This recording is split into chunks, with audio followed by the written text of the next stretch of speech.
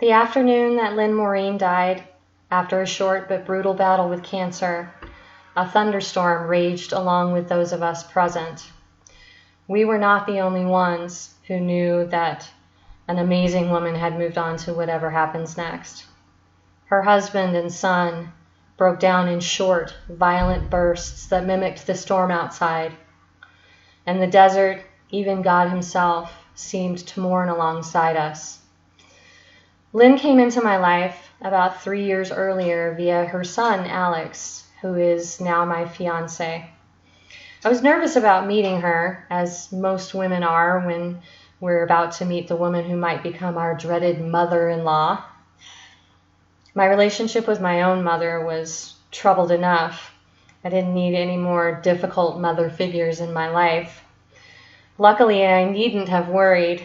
Lynn welcomed me into her home and her family graciously.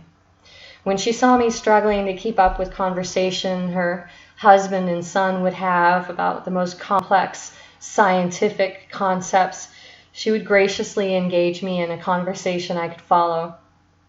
She was empathetic and generous with me at all times. She embodied a lot of traits that I'd like to emulate: strong and smart, tough but kind, generous and thoughtful but nobody's fool. In Lynn, I found a mother figure I could look up to and admire. I found a female role model that had been missing from my life. Most importantly to me, though, I found the mother of a genuinely good man. I had wondered about her as I marveled at her son's integrity, honesty, intellect, and sincerity. I was in awe of her long before we met. How had she and her husband raised a considerate, caring, sincerely wonderful man in this culture, in this day and age? When I met her, I found the source of my amazement. Alex is truly the product of the best parts of both of his parents.